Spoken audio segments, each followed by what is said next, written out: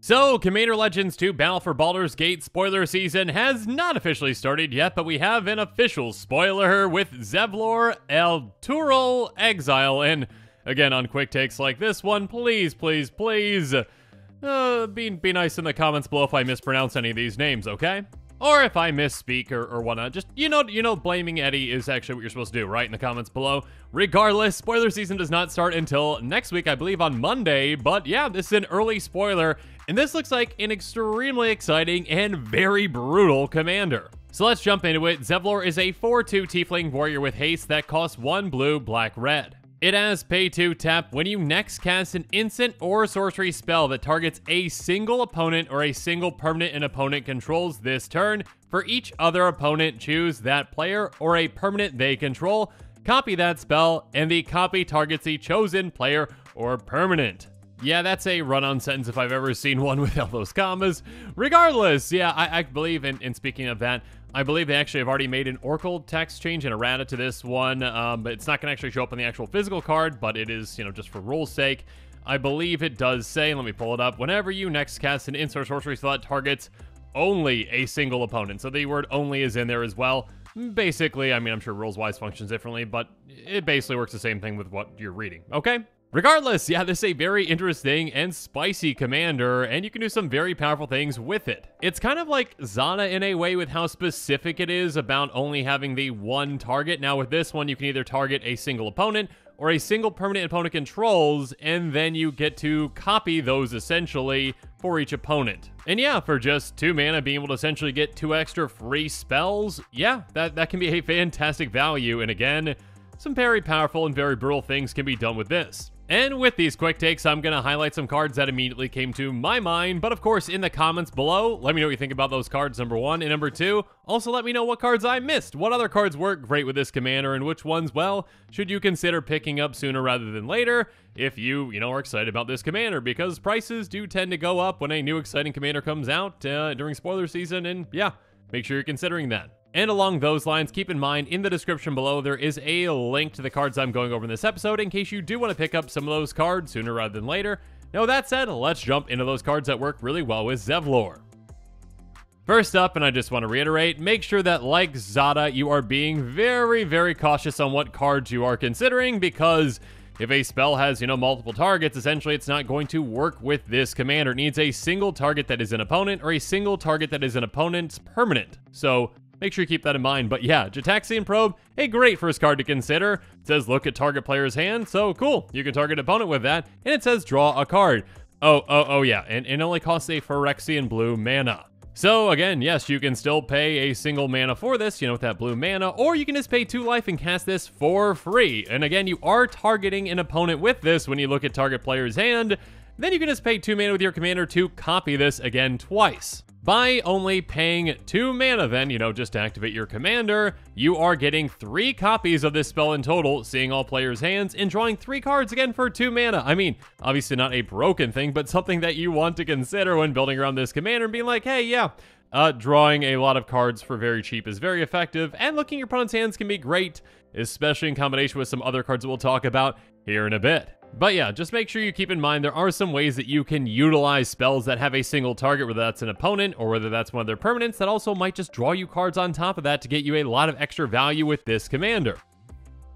Moving on, some other cards that came to mind are cards like Kari Zev's Expertise, Jeska's Will, because my goodness, and Snap. Kari Zev's Expertise, let's tackle that one first. Gain control target creature or vehicle until end of turn. Untap it, gains haste until end of turn. Oh, and by the way, you may cast a card with a converted mana cost 2 or less from your hand without paying its mana cost. This card was my absolute favorite card in Zada. I believe it definitely, I'm pretty positive it was the golden pig of that deck. And though it probably isn't nearly as effective, it still is very effective with this commander. Because, yeah, again, you're targeting a single permanent opponent controls, either one of their creatures or if they happen to be playing a vehicle deck. Great. But yeah, you get to gain control of that, and again, for each opponent, because you're going to be copying this with your commander for every opponent, so you gain control of 3 creatures for a total of 5 mana, And of course, on top of that, then you can cast 3 spells that have a converted mana cost of 2 or less from your hand without paying their mana cost. So it's kind of like a mass mutiny in this deck with a ton of additional value just stapled onto it. Again, if you've got some cheap spells in your hand, you get to cast some of those for free. And speaking of free, Jeska's Will, yeah, this card is already incredibly good in Commander, and with this Commander, it can be very impactful. It says choose one. If you control a commander as you cast a spell, you may choose both. Add red for each card in target opponent's hand. Exile the top 3 cards of your library. You may play them this turn. So with the way that Jeska's Will is worded, obviously, you are choosing a single target for this spell, again, based on the number of cards in target opponent's hand. And again, obviously, you know, if you're casting this spell in combination with your commander's in place, you get both of these, and you're not targeting with that second half, you just get Impulse Draw 3 on top of that. So for just 5 mana with this and your commander, you say, okay, how many cards do all my opponents have? Great, I get that much red mana, and I also get to, you know, Impulse Draw 9 off the top of my library. So have fun with that. And I probably should mention that Jeska's Will is pretty expensive at this point. I believe it's nearly $20, maybe like 15 to 20, something around there. So yeah, this commander being spoiled probably won't help that price at all. Next up, though, another card that can help us out in a different way is Snap. It's an instant for 1 and a blue that says return target creature to its owner's hand, untap up to 2 lands. So with this one, again, it does cost 2 mana, but normally, you know, you just basically get that mana back with those lands, you know, assuming your lands are tapping for 1 mana apiece.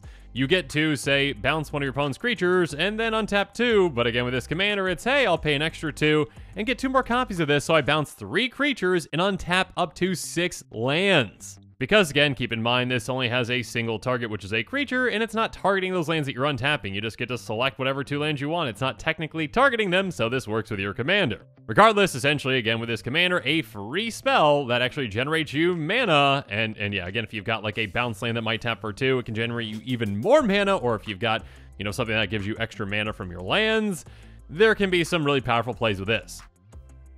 But of course, yeah, with other removal spells, we can really take advantage of them as well with this commander with things like Reality Shift, Deadly Rollick, and you find some prisoners. Reality Shift is going to exile target creature and its controller manifest the top card of their library, so basically it's face down as a 2/2, and if it's a creature, they can pay to turn it up. But yeah, essentially, hey, each of your opponent's best creatures are just gone permanently, and they get replaced by a tiny 2/2 for just 4 mana. And again, in combination with your commander is what I'm saying, okay? You know what I mean. Next up, Deadly Rollick. Yeah, this card has gotten more and more expensive since it came out. I think it's around 30 at this point. An instant for a 3 and a black, and it says if you control a commander, you may cast a spell at paying its mana cost, exile target creature. So yeah, a free exile target creature spell, and yeah, just by paying 2 extra mana, you get to exile 2 more creatures. So each opponent is going to be out their best creature for very, very little investment on your part. Again, this commander can really turn great target removal spells into, well, even more valuable ones by giving you 2 extra copies for just 2 mana, which is pretty absurd. Next up, make sure you also keep in mind some flexible spells like you find some prisoners, which says choose 1. Destroy target artifact or exile the top 3 cards of target opponent's library. Choose one of them. Until the end of your next turn, you may play that card. You may spend mana as though mana of any color to cast it. So keep in mind with each of these options, they each have a single target. So yeah, if each opponent has an artifact in play, go have fun destroying 3 of them for just 4 mana. Or, you know, if you don't need to utilize this as a removal spell, utilize it as a, you know, mass value spell by just paying 4 mana and choosing all 3 of your opponents, essentially getting 3 cards off the top of each of their libraries. Now that might be temporary card advantage, but still a ton of value.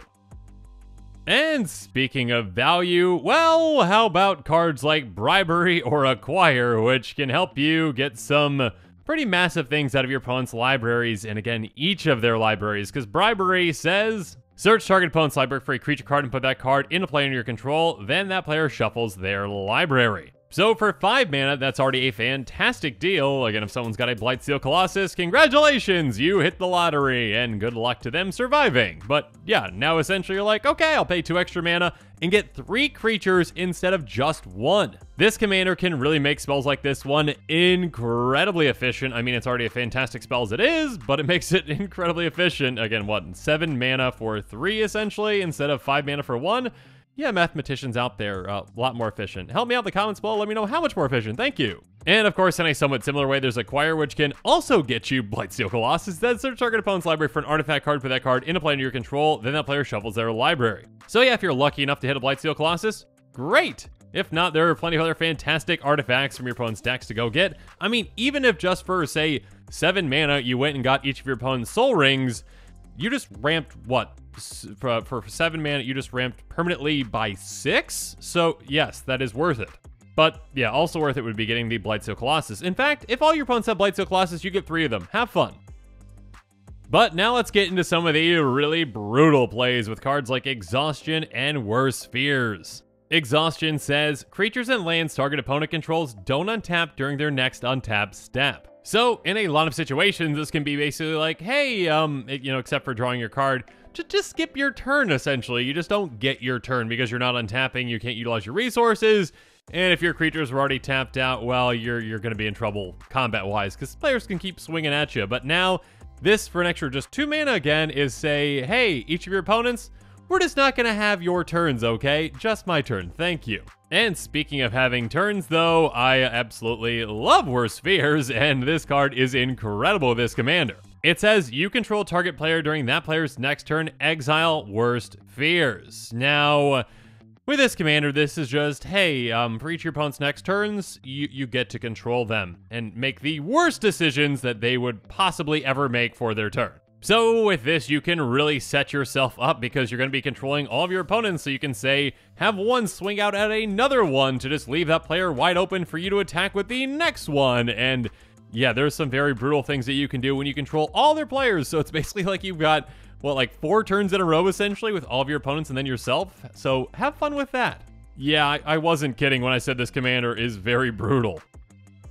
And speaking of brutal, some other cards that I want to quickly highlight are cards like Cruel Ultimatum, Curse of the Cabal, and Din of the Fireherd. Cruel Ultimatum says a lot of things, but it only targets one thing. It says target opponent sacrifices a creature, there's the target, discards 3 cards, then loses 5 life. You return a creature card from your graveyard to your hand, draw 3 cards, and gain 5 life. So a massive value swing against one opponent, just normally again for that 7 mana.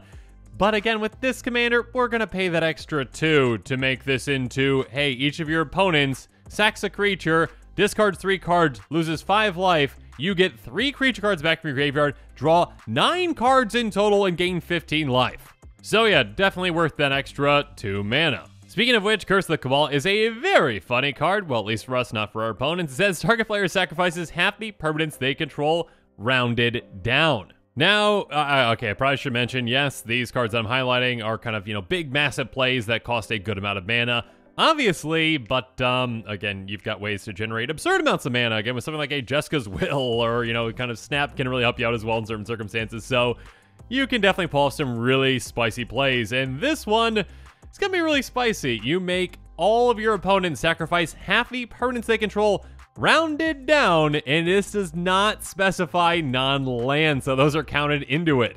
So this can be a very brutal play. Speaking of which, Din of the Fireherd is pretty funny. Put a 5/5 black and red elemental creature token into play. Target opponent sacrifice a creature for each black creature you control, then sacrifice a land for each red creature you control. So this is a very janky card that doesn't see really all that much play, but in this circumstance, it's quite funny, well, at least for you. And if, land destruction is really what you want to do. But yeah, this one just builds on itself, essentially making opponents sacrifice more and more based on, when these spells go. And of course, and actually I did at least reference kind of these cards a while back with Jatexing Pro, but yeah, utilize cards like Wit's End and Head Games to mess with your opponent's hands. Wit's End says target player discards their hand, so very simply, hey, your hand is gone. Oh, yeah, I'll just pay 2 extra mana with my commander, and now all of my opponent's hands are gone. Good luck to you top decking the answers that you need to win. Speaking of which, a really funny card that I absolutely love is Head Games, and it can work in a somewhat similar way. It's a sorcery that says, target opponent puts the cards in their hand on top of their library, search that player's library for that many cards, the player puts those cards in their hand, then shuffles their library. So you essentially get to, fully tutor your opponent's hands based on the number of cards that are in their hand, and yeah, at a certain point in the game, later on, most likely you're going to be like, alright, yeah, you just get all lands, you get all lands, and you get all lands, and now your hands are basically worthless. Again, I did say brutal, and this commander can definitely be built in a lot of brutal ways. But yeah, overall, Zevlor Elturel Exile. Again, I'm not sure if I'm saying that correctly, and my apologies, D&D fans in the comments below. Please let me know if that is right or wrong, or if you don't know either. Anyways, I think it's going to be a very exciting and spicy commander for many players out there. There's a lot of exciting things that you can do with it. There's some interesting combinations of cards that can work really well with it because, again, you're getting an extra boost out of that card. Again, it might be pretty specific on what those cards are, like, oh, it needs to be able to target just one thing, and now, you know, by getting 2 extra copies of that, you're getting a lot more value out of them. So you can have some really spicy, brutal plays, and yeah, a lot of high value plays as well. Again, Jessica's Will, already expensive card, might get even more expensive probably, and yeah, you can do some massive things with this, and some very, well, not so nice things again. Or you can just do some really fun plays with, again, head games, because everyone enjoys that, right? Regardless, make sure you stay tuned to this channel for even more spoilers. Again, I believe official spoiler season starts off on next Monday, the 16th, so it is coming up quick. And again, remember, if you're interested in any of these cards, make sure you check out the link in the description below, because when a new commander is spoiled and players are excited about it, well, certain cards that work really well with that commander tend to go up in price, and some can happen quite quickly. But of course, on top of that, make sure you blame Eddie in the comments below, because it's fun. And also, thanks again, and have a good one.